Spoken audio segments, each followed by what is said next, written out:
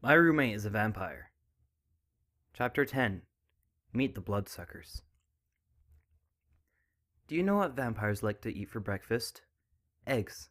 Sunny side up, with toast, and a little sweet apple acres jam on the side. And a drop of blood in sight. Vinyl never asked me to incorporate blood into our meals, and the thought was rather unappetizing. Why was I still there, having breakfast with a family of vampires? What was I really doing? Improvising? I don't know. I wanted to scream at the top of my lungs. Here they are! Vampires are real! A friendly visit out of the blue, less than 12 hours after the disaster at the upper crust. I may have been dense as a cinder block when it came to relationships, but it would take an ass not to see some sort of correlation. I guess I was trying to accommodate them, make them feel comfortable, give them a reason not to turn my body into a withered husk. It seemed to have the opposite effect, judging by the looks on their faces when I asked if they wanted something to drink besides orange juice. They must have thought I was blind or stupid, as I caught them sneaking furtive glances across the table, and I started to wonder if vampires could telepathically communicate with one another. Perhaps they were plotting to kill me now. An awkward silence settled over the cramped kitchen as we ate. I poked at my breakfast, not feeling too hungry. A little sick, a little tired.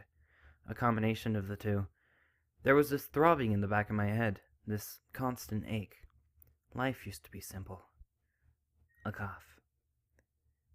"It's a good thing you know how to cook," Hoity-Toity praised. "I don't know where our daughter would be without you." I reddened, taking the compliment. "Thank you." "Hey," Final said, chewing. "There's nothing wrong with cup noodles." "3 times a day?" Photo Finish inquired. The story of Photo Finish and Hoity-Toity was a rather touching one. It was that feels-good, heartwarming, rags-to-riches sort of thing. A real fairy tale with a happily ever after, the kind that you'd find in a full storybook. Photo Finish and Hoity-Toity, 2 earth ponies from Ponyville, who were hardly extraordinary or spectacular, who both had an eye for fashion. Through the forces of fate, love, or plain convenience, the two came together and formed a partnership, working their way to the top of Equestria's fashion industry, striking it rich in Canterlot through shrewd business aptitude and innovation. In a way, I envied their success.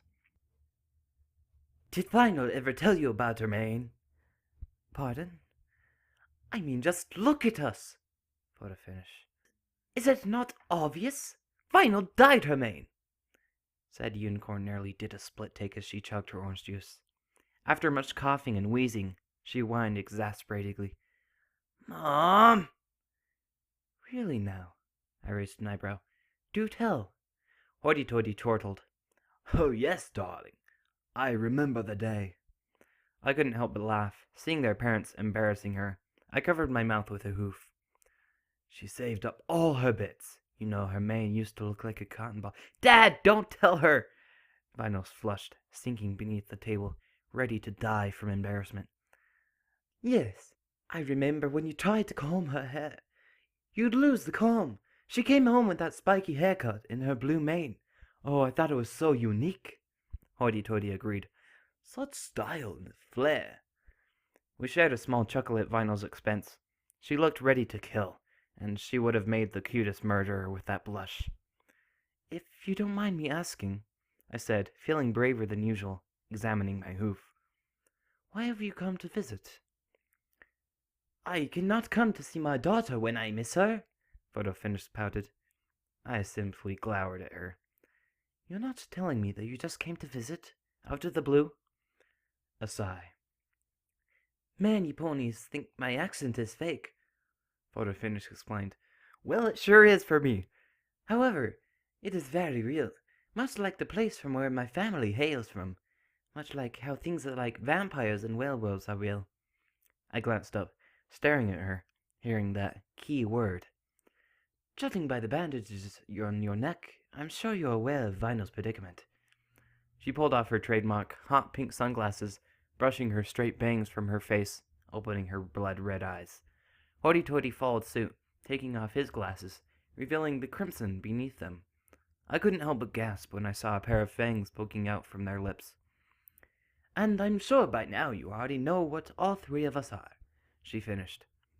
Hoity-toity said, "We are terribly sorry about what happened to your mother, Octavia. A slip and a fall like that."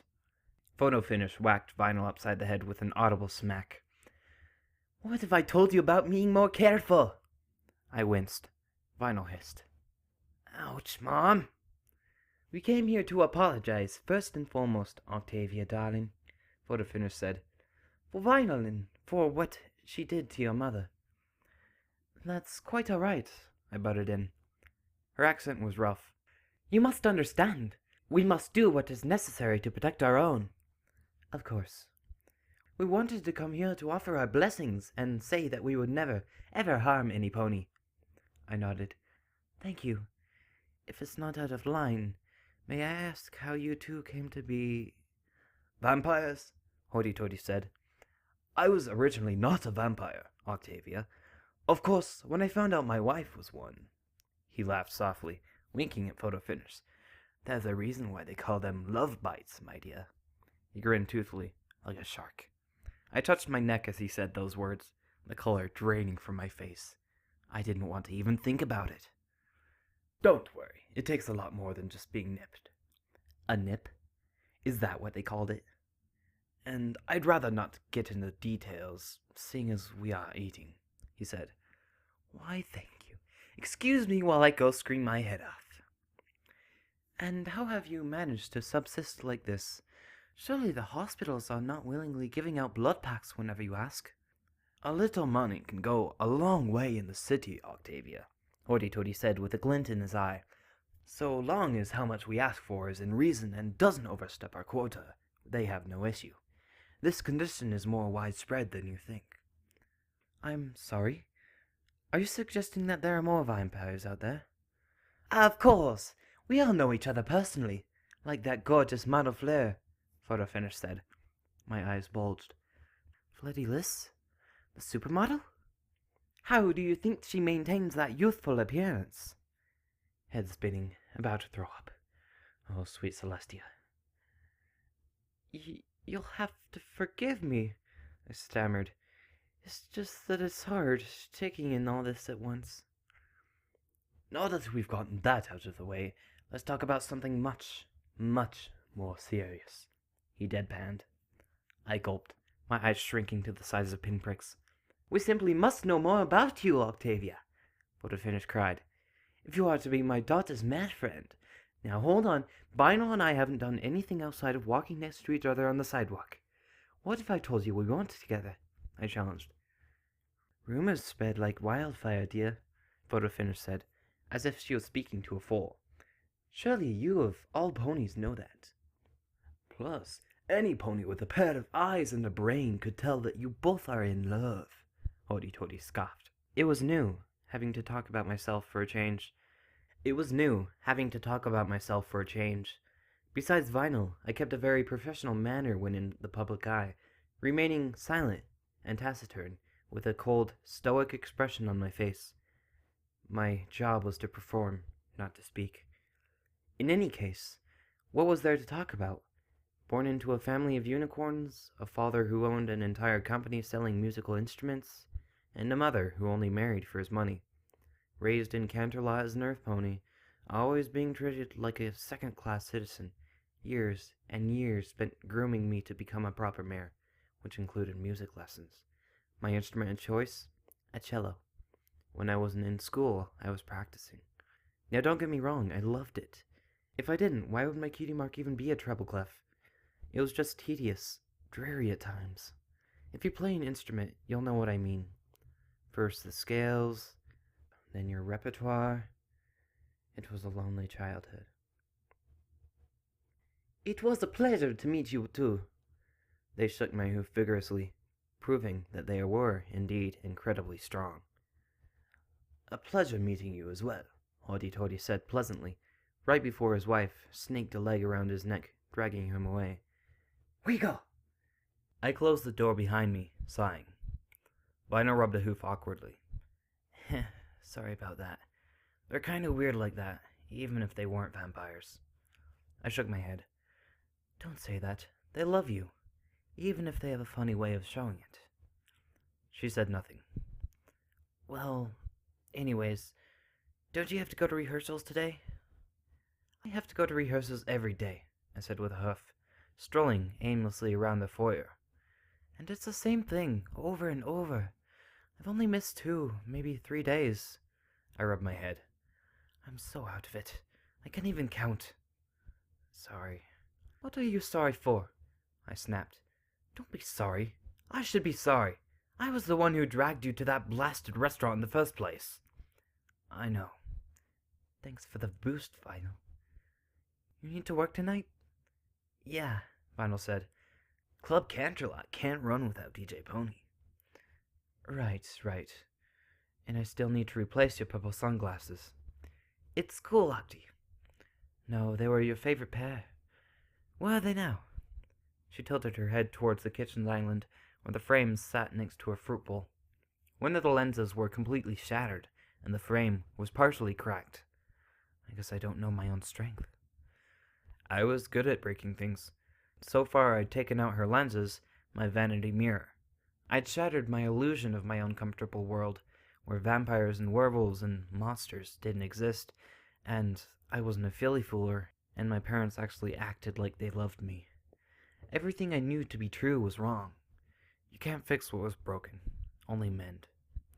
I fell down onto the couch, looking outside our balcony window. It was a rather gloomy day, and I was in a gloomy mood. At least Nightmare Night is tomorrow, Vinyl noted, sitting down next to me. I perked up slightly. That'll be fun. You know what I'm gonna be? Vinyl frowned. You didn't tell me you were dressing up. Because it was secret. No, you said dressing up was for little foals, and I said... I ran off without another word, digging around my closet. Wait till she sees this. You ready? Just show me, Octi. Vinyl giggled.